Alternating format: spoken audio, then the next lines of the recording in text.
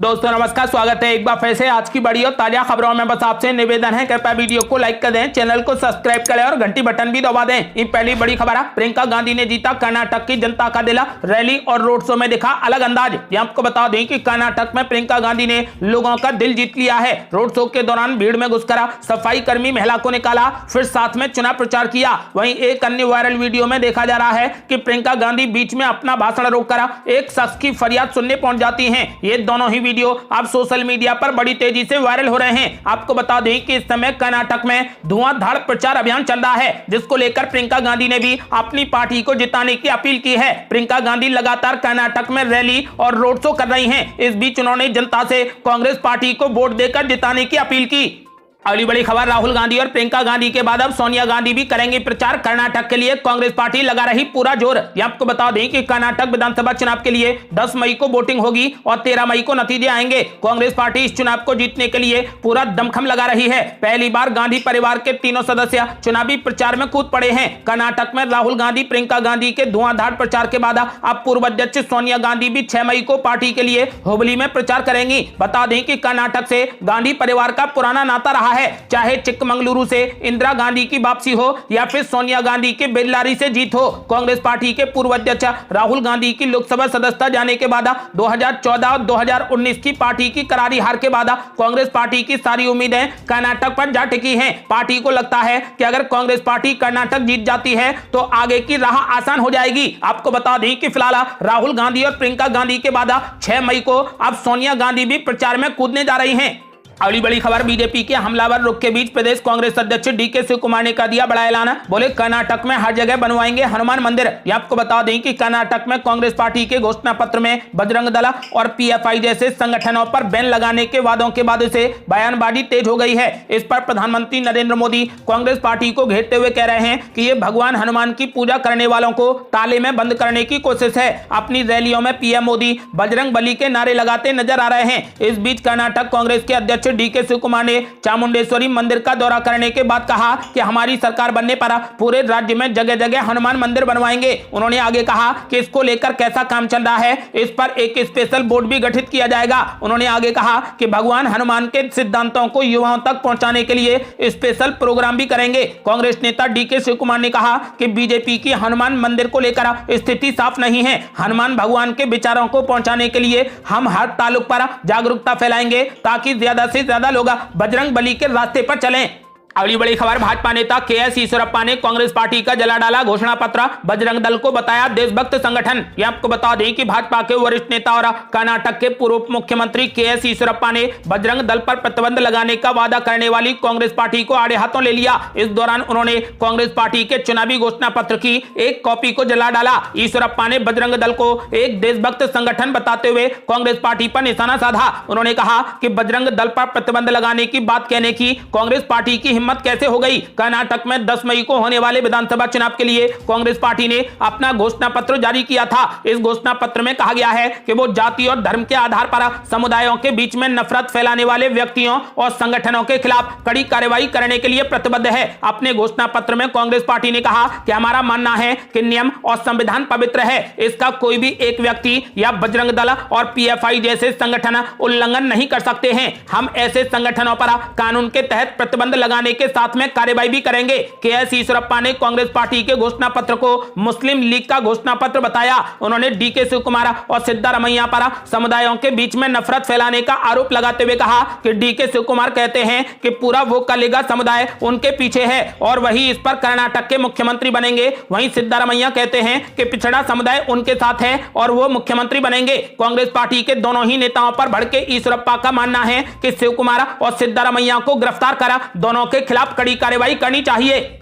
अगली बड़ी खबर, बजरंग दल पर बैन का वादा करने से कांग्रेस पार्टी को नुकसान होगा या फिर फायदा। सर्वे में लोगों ने दिया चौंकाने वाला जवाब। ये आपको बता दें कि कर्नाटक चुनाव को लेकर कांग्रेस पार्टी ने अपने घोषणा पत्र में वादा किया है कि राज्य में सरकार बनने पर बजरंग दल पर कड़ी कार्रवाई करेगी। इसको लेकर प्रधानमंत्री नरेंद्र मोदी जय बजरंग बली के नारे लगाते हुए कांग्रेस पार्टी पर वार करते हुए कह रहे हैं कि ये बजरंग बली के भक्तों को ताले में बंद करने का प्रयास है। इसी बीच एबीपी न्यूज के लिए सी वोटर ने सर्वे किया कि बजरंग दल पर बैन लगाने से कांग्रेस पार्टी को फायदा होगा या फिर नुकसान। इस पर 37% लोगों ने कहा कि कांग्रेस पार्टी को लाभ होगा, तो वहीं 44% लोगों ने कहा कि इससे कांग्रेस पार्टी को नुकसान होगा। तो वहीं दूसरी तरफ 19% लोगों का मानना है कि अभी कुछ नहीं कह सकते, लेकिन ज्यादा परसेंट में 44% लोगों का मानना है कि इससे कांग्रेस पार्टी को नुकसान होगा। आपका क्या मानना है? बजरंग दल पर बैन लगाने के वादे से कांग्रेस पार्टी को फायदा होगा या फिर नुकसान? अपनी राय हमें वीडियो लाइक कर कमेंट बॉक्स में जरूर दें। अगली बड़ी खबर, कर्नाटक में बजरंग दल को बजरंग बली की तरफ घुमाकर बीजेपी ने बना ली बढ़त। सर्वे में आए हैरान करने वाले आंकड़े। यहां आपको बता दें कि कर्नाटक विधानसभा चुनाव के लिए कांग्रेस पार्टी के घोषणा पत्र में बजरंग दल पर प्रतिबंध लगाने का वादा किया गया है। कांग्रेस पार्टी के इस कदम का बीजेपी नेताओं की ओर से जमकर विरोध किया जा रहा है। बुधवार को राज्य में 3 जगहों मुल्की, अंकोला और बेलहोंगल में अपनी चुनावी रैलियों के दौरान पीएम नरेंद्र मोदी ने जय बजरंग बली के नारे लगाए। पीएम मोदी के इस तरह नारे लगाए जाने को कांग्रेस पार्टी के बजरंग दल पर प्रतिबंध लगाने के वादे की काट के तौर पर देखा जा रहा है। क्या बजरंग दल को बजरंग बली की तरफ घुमाकर बीजेपी ने कर्नाटक चुनाव में बढ़त बना ली है? इस सवाल पर गुरुवार को एक त्वरित सर्वे किया गया। यह सर्वे एबीपी न्यूज के लिए सी वोटर ने किया है, जिसमें 8,272 लोगों से बात की गई। उनसे पूछा गया कि क्या बजरंग दल को बजरंग बली की तरफ घुमाकर बीजेपी ने कर्नाटक चुनाव में बढ़त बना ली है। सर्वे में सबसे ज्यादा 43% लोगों ने इसका हां में जवाब देते हुए कहा कि बीजेपी ने बजरंग दल को बजरंग बली की तरफ घुमाकर कर्नाटक में बढ़त बना ली है। 34% लोगों ने इसका नहीं में जवाब दिया और 23% लोगों ने अपनी प्रतिक्रिया में पता नहीं कहा है। आपको बता दें कि ऐसा माना जा रहा है कि सबसे ज्यादा 43% लोगों ने कहा है कि हां, बीजेपी ने बढ़त बना ली है। ऐसा माना जा रहा है कि बजरंग बली का नारा देकर प्रधानमंत्री नरेंद्र मोदी ने पूरा यूटर्न मार दिया है, यानी कि रातों रात बीजेपी ने कांग्रेस के ऊपर बढ़त बना ली है। इस बारे में आपका क्या मानना है? अपनी राय हमें वीडियो लाइक कर कमेंट बॉक्स में जरूर दें। अगली बड़ी खबर, बजरंग दल को बैन करने के वादे से पीछे हटने को तैयार नहीं कांग्रेस पार्टी। अब राजस्थान में भी बजरंग दल को बैन करने के दे दिए संकेत। ये आपको बता दें कि अशोक गहलोत के मंत्री गोविंद राम मेघवाल ने एक कदम आगे बढ़ते हुए राजस्थान में भी बजरंग दल पर कड़ी कार्रवाई के संकेत दे दिए हैं। मेघवाल ने कहा कि कर्नाटक और राजस्थान अलग अलग नहीं है। उन्होंने कहा कि बजरंग दल में अपराधी प्रवृत्ति के लोगों को शामिल किया जा रहा है। उन्होंने कहा कि बजरंग बली का विरोध नहीं है। उन्होंने कहा कि यहां भी ये लोग अपराध करेंगे तो हम लोग विरोध करेंगे। बैन को लेकर सवाल पर उन्होंने कहा कि यहां पर इस बारे में पार्टी निर्णय लेगी। कर्नाटक चुनाव में कांग्रेस के घोषणा पत्र में बजरंग दल पर बैन करने के वादे के बाद राजस्थान की सियासत भी गर्म हो गई है। बीजेपी ने कांग्रेस पार्टी को घेरने के साथ ही मुख्यमंत्री अशोक गहलोत पर भी तीखा हमला बोला है। तो कांग्रेस पार्टी ने राजस्थान में भी बजरंग दल पर कड़ी कार्रवाई करने के संकेत दे दिए हैं। राजस्थान से करीब 1500 किलोमीटर दूर कर्नाटक में हो रहे विधानसभा चुनावों की तपिश ने राजस्थान की सियासत को भी गर्म कर दिया है। कर्नाटक में कांग्रेस द्वारा घोषणा पत्र में बजरंग दल को बैन करने के वादे के बाद बीजेपी हमलावर हो गई है। बीजेपी के तमाम नेताओं के निशाने पर इस वक्त कांग्रेस पार्टी है। मामला इतना बढ़ गया है कि बीजेपी सांसद बाबा बालकनाथ ने मुख्यमंत्री अशोक गहलोत पर तीखा हमला बोला है। बाबा बालकनाथ ने कहा कि अशोक गहलोत जी कर्नाटक गए हैं और वहां पर जाकर हनुमान जी को बंदी बनाने का काम कर रहे हैं, लेकिन हनुमान जी ऐसी फटकार लगाएंगे कि राजस्थान के आने वाले चुनाव के बाद कहीं भी नहीं दिखेंगे। भाजपा सांसद ने कहा कि कांग्रेस पार्टी तो चाहती है कि भारत से सनातन धर्म और देवी देवताओं की पूजा बंद हो जाए, इसीलिए ऐसी चीजें घोषणा पत्र में शामिल कर रहे हैं। उन्होंने कहा कि पीएफआई की बात करना तो सिर्फ भूमिका बनाना है। कांग्रेस पार्टी तो हनुमान जी पर ही बैन लगाना चाहती है और यही कांग्रेस पार्टी के दुर्भाग्य का कारण बनेगा। जो दुर्दशा दुर्योधन की हुई थी वही कांग्रेस पार्टी की होगी। अगली बड़ी खबर, कर्नाटक में डैमेज कंट्रोल में जुटी कांग्रेस पार्टी, पीएम मोदी की चुनाव आयोग से कर दी शिकायत। आपको बता दें कि कर्नाटक में सत्ता पाने के लिए सभी पार्टियों के बीच में तीखी सियासी लड़ाई चल रही है। अपने घोषणा पत्र में बजरंग दल पर प्रतिबंध लगाने का वादा करने के बाद बजरंग बली राज्य की राजनीति के केंद्र में आ गए हैं। दरअसल कांग्रेस पार्टी के इस वादे पर भाजपा और प्रधानमंत्री नरेंद्र मोदी ने जिस तरीके से पलटवार किया है, उसके बाद कांग्रेस पार्टी अब डैमेज कंट्रोल में जुट गई है। कर्नाटक के पूर्व मुख्यमंत्री वीरप्पा मोइली ने बड़ा बयान दिया है कि कांग्रेस पार्टी का बजरंग दल पर प्रतिबंध लगाने का कोई भी इरादा नहीं है। इसके बाद अब कांग्रेस पार्टी ने भी कहा कि सत्ता में आने के बाद वो पूरे राज्य में हनुमान मंदिरों के निर्माण और जीर्णोद्धार कराएगी। बता दें कि कांग्रेस पार्टी ने 2 दिन पहले अपने घोषणा पत्र में बजरंग दल जैसे संगठनों पर प्रतिबंध लगाने का वादा किया था। वहीं अब कांग्रेस पार्टी ने अपने पार्टी के घोषणा पत्र को जलाने और कांग्रेस समर्थकों और लोगों की भावनाओं को आहत करने के लिए पीएम नरेंद्र मोदी और भाजपा के केएस ईश्वरप्पा के खिलाफ कड़ी कार्रवाई के लिए लिए चुनाव आयोग में शिकायत दर्ज कराई है। कांग्रेस लीगल सेल के एस ए अहमद ने इसे लेकर बताया कि जिस तरीके से पीएम मोदी वोट मांगने के लिए हिंदू देवी देवताओं का इस्तेमाल कर रहे हैं और जिस तरीके से उनके रोड शो से लोगों को असुविधा हो रही है, हमने भाजपा के प्रचार अभियान के खिलाफ भारत के चुनाव आयोग में शिकायत दर्ज करा दी है।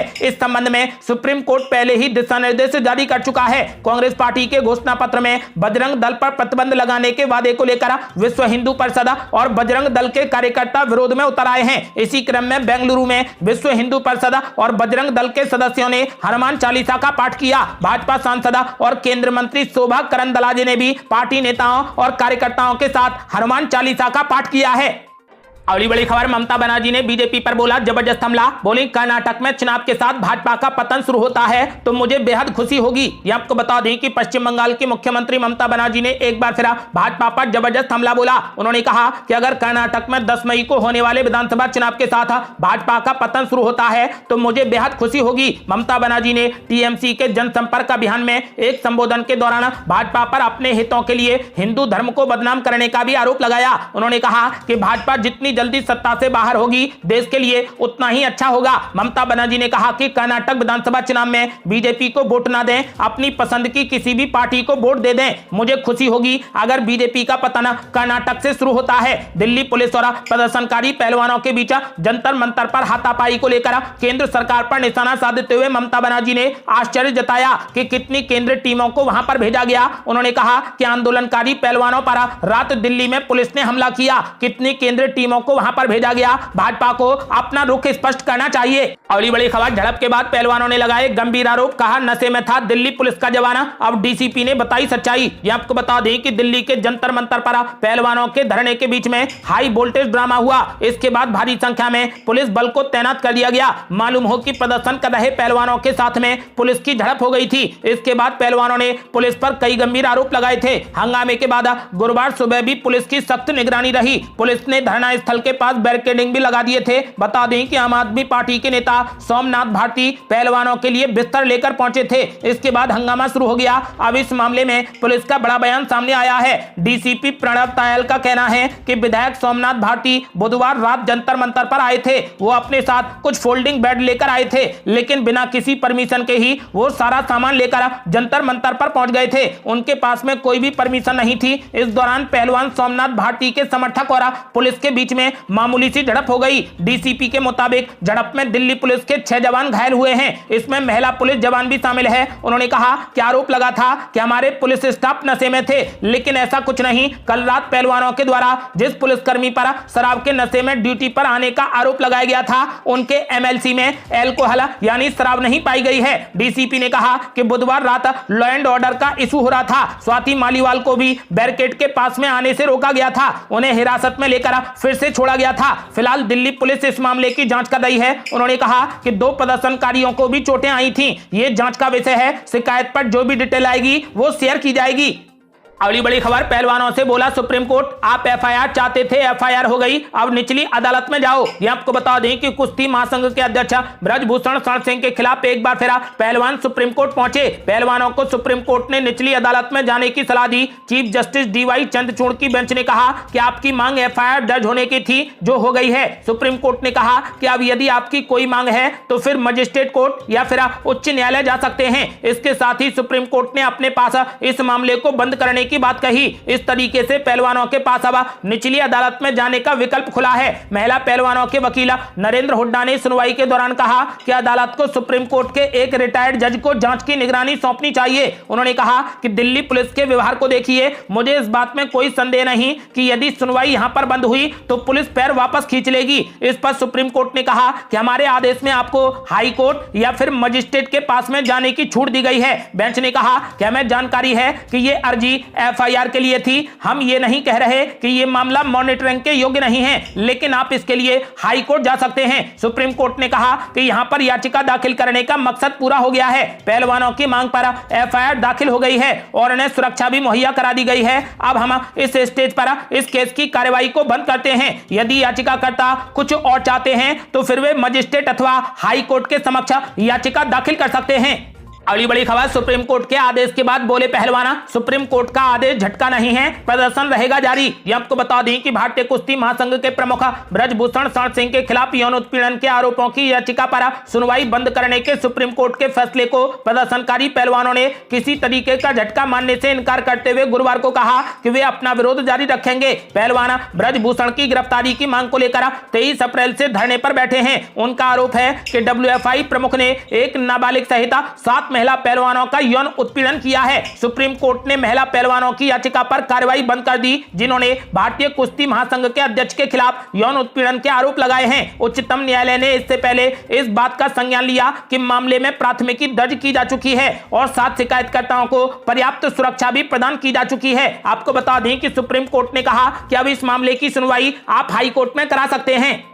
अगली बड़ी खबर, पहलवानों के समर्थन में अभय सिंह चौटाला ने कर दिया बड़ा ऐलान, बोले दिल्ली को चारों तरफ से बंद करना पड़ेगा। ये आपको बता दें कि इनेलो नेता और एलनाबाद से विधायक अभय सिंह चौटाला ने जंतर मंतर पर धरने पर बैठे पहलवानों का समर्थन किया है। रोहतक में मीडिया से बातचीत के दौरान चौटाला ने खाप पंचायतों और राजनीतिक दलों से आह्वान किया कि इस मामले में एक बैठक बुलाकर कोई बड़ा फैसला लिया जाना चाहिए ताकि प्रदेश की बेटियों को न्याय मिल सके। साथ ही चौटाला ने बीजेपी और जेजेपी की गठबंधन सरकार पर जमकर हमला बोला। अभय सिंह चौटाला ने कहा कि भारतीय कुश्ती संघ के अध्यक्ष ब्रजभूषण शरण सिंह बीजेपी के सांसद हैं, इसीलिए केंद्र सरकार उनको बचाने में लगी हुई है, लेकिन प्रदेश की बेटियों को न्याय दिलाने के लिए बड़ी लड़ाई लड़नी पड़ेगी। दिल्ली को चारों तरफ से बंद करके सरकार की अक्ल ठिकाने लगाई जा सकती है। उन्होंने खाप पंचायतों और राजनीतिक दलों से बैठक कर कोई बड़ा फैसला लेने की गुहार लगाई है। उन्होंने कहा कि प्रदेश की बेटियों की इज्जत की बात है। चौटाला ने कहा कि जंतर मंतर पर कल जिस तरीके से धरने पर बैठे खिलाड़ियों के साथ में किया गया वो सरासर गलत है। जंतर मंतर अपनी आवाज उठाने के लिए निर्धारित किया गया है, वे भी खिलाड़ियों से बात करेंगे। साथ ही उन्होंने कांग्रेस पार्टी पर कटाक्ष करते हुए कहा कि जंतर मंतर पर खिलाड़ियों के साथ में फोटो खिंचवाने से कुछ होने वाला नहीं है और दीपेंद्र हुड्डा तो पहलवानी के लायक भी नहीं है। वहीं उन्होंने मौजूदा प्रदेश की बीजेपी और जेजेपी की गठबंधन सरकार पर सवाल उठाते हुए कहा कि मुख्यमंत्री को 8 साल में प्रदेश की जनता की याद आई है और वो गांव-गांव जाकर लोगों से बात कर रहे हैं। उन्होंने कहा कि वो तो चाहते हैं कि मुख्यमंत्री मनोहर लाल खट्टर और उप मुख्यमंत्री दुष्यंत चौटाला ज्यादा से ज्यादा गांव में जाएं और जिस भी गांव में ये जाएंगे वहां पर बीजेपी का सुपड़ा साफ हो जाएगा। अगली बड़ी खबर, मणिपुर में दंगाइयों को देखते ही गोली मारने का आदेश राज्यपाल ने दी मंजूरी। ये आपको बता दें कि मणिपुर में हिंसक घटना के बीच सरकार ने दंगाइयों को देखते ही गोली मारने के आदेश जारी कर दिए हैं। सरकार की ओर से जारी आदेश में साफ साफ लिखा गया है कि प्रशासन विषम परिस्थितियों में ही ऐसा कदम उठाएगा। इस बीच मुख्यमंत्री एन बीरेन सिंह ने वीडियो जारी कर लोगों से अपील की है कि शांति के लिए सरकार का सहयोग करें। राज्य में 2 समुदायों के बीच में हिंसा गलतफहमी के कारण हो रही है। उन्होंने आगे कहा कि जो भी तोड़फोड़ या फिर हिंसा करेंगे उसके खिलाफ हम कड़ी कार्रवाई करेंगे। मणिपुर में आदिवासियों और बहुसंख्यक बेटी समुदाय के बीच में कई दिनों से तनाव की स्थिति बनी हुई है। बुधवार की रात ये तनाव हिंसा का रूप ले गया। इसके बाद स्थिति को नियंत्रित करने के लिए रातों रात सेना और असम राइफल्स के कई दलों को फौरन तैनात किया गया। हिंसा के कारण 9000 से अधिक लोगों को सुरक्षित स्थानों पर ले जाया गया है। आपको बता दें कि फिलहाल उपद्रवियों को सरकार ने देखते ही गोली मारने के आदेश जारी कर दिए हैं। अगली बड़ी खबर, यूपी निकाय चुनाव में पहले चरण का मतदान खत्म, शामली में सबसे ज्यादा वोटिंग, प्रयागराज में महज 30% लोगों ने डाला वोट। ये आपको बता दें कि उत्तर प्रदेश में नगर निकाय चुनाव के पहले चरण में गुरुवार को 37 जिलों में वोट डाले गए। इस चरण में कुल 7592 पदों के लिए चुनावी रण में उतरे 44,226 उम्मीदवारों का भाग्य ईवीएम मशीन और मत पेटिकाओं में बंद हो गया है। आपको बता दें कि शाम 5 बजे तक कुल 45.96% वोट डाले गए। 5 बजे तक हुए मतदान के आंकड़ों के अनुसार इस बार सबसे ज्यादा वोटिंग शामली जिले में हुई है। जिले में इस बार 62.41% वोटिंग हुई। इसके बाद महाराजगंज में 62.13%, अमरोहा में 59.78%, हरदोई में 59.53% और कुशीनगर में 58.88% मतदान हुआ है। इस निकाय चुनाव के पहले चरण में सबसे कम मतदान प्रयागराज जिले में हुआ है। यहां पर महज 30.32% वोटिंग हुई है। इसके बाद लखनऊ में 35.42%, आगरा में 37.21%, वाराणसी में 38.89% और गोरखपुर में 40.15% मतदान दर्ज किया गया है। ये थी अब तक की बेहद बड़ी खबरें। आपका क्या मानना है, इस बार कर्नाटक का रण कौन जीतने वाला है,